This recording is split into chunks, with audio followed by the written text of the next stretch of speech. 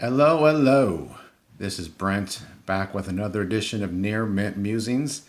And today I'm really excited to show off a couple cards that I recently got. And we're going back in the day for these, but we're not going to go the typical route of, say, a T206. Yes, we're going back that far. We're going to go a different route. We're going to look at some T212s, some T212s. And what's cool about these cards is they're not as well known as the T206s because those had all the big names, right?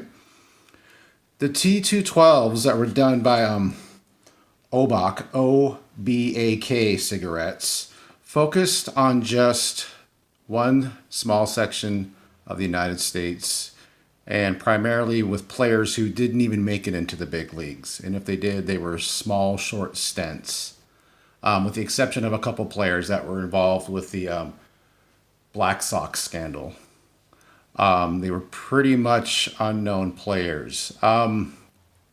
So the T12s focus on the PCL, the Pacific Coast League, and the NWL, the Northwest League. They did them for 3 years, from 1909, I believe, to 1911. So the two that I'm going to show today that I just got are from 1910, so the second of 3 years that they did cards. The PCL at the time featured teams the Portland Beavers, the Vernon Tigers, the Oakland Oaks, the Sacramento Sacks, Sacts, the San Francisco Seals, and the Los Angeles Angels. Some of these names obviously have carried on throughout the years in different forms of baseball teams from minor league to major league teams. The Northwest League included the Spokane Indians, the Vancouver Beavers, the Tacoma Tigers, the Seattle Giants, the Portland Pippins, and the Victoria Bees. And the Spokane Indians and Tacoma Tigers were, Spokane Indians still are. The Tacoma Tigers for the longest time was also a AAA minor league team. They are currently the Tacoma Rainiers. Anyway, some cool history. So the couple cards I'm going to show you real quick. The first one is Danny Shea. I'm going to put that up here. Actually, I'm going to show you real quick. This is the 1910 T12 Obak. 175 subject stamp. So what that means on the back, you're going to see some of them include 175 subjects. Sometimes they'll say either 150 or 175. Not quite sure if one's more rare than the others. I don't know, but that was a difference. It would say 175 or say 150. This one's been somewhat stamped right here. That's why it's called stamped on the front. Just a gorgeous card, and I'm going to focus in on that uniform. That's what really, really wanted me to get this card. I love that gray with the green Seattle. Green's been a very predominant color in Seattle sports history, whether it be baseball, basketball, football, soccer, hockey.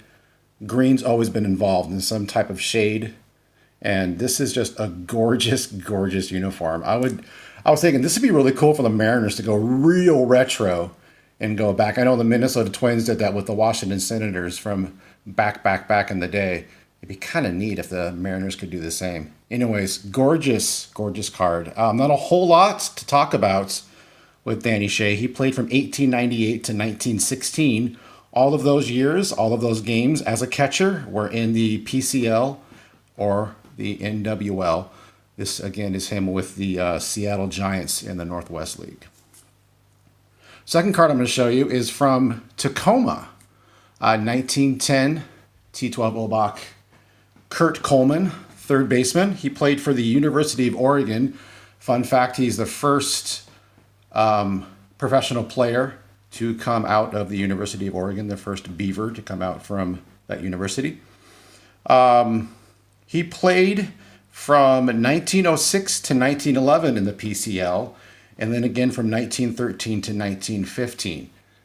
He had one stint, I'm going to get a little close-up of this one, with the New York Highlanders. So he made it into the big leagues for one season in 1912 for the New York Highlanders, who in 1913, as we all know, became the New York Yankees.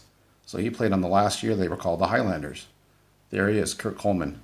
third baseman. I like the stripe in the middle that says Tacoma right there. So again, just some awesome, awesome, beautiful looking cards. Has some paper loss on the back.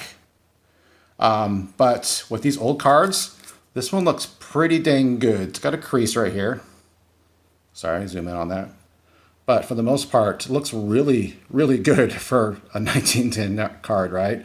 Paper loss on the back. I'll take that every day to get a good looking card on the front.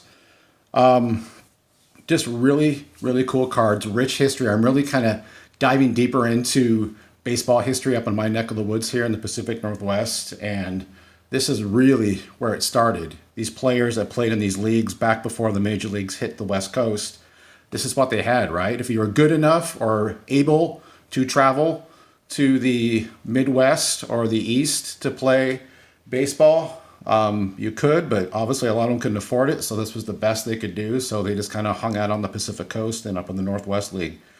And just some unheralded, unknown players, but some gorgeous cards nonetheless. So I wanted to share those with you. I'm hoping to add a few here and there in my collection. And I need to give a shout out before I forget to Bowman53. He did a video about 3 months back. He primarily, hence his name, collects Bowman53. And if you haven't checked out his channel, he does an absolutely amazing job.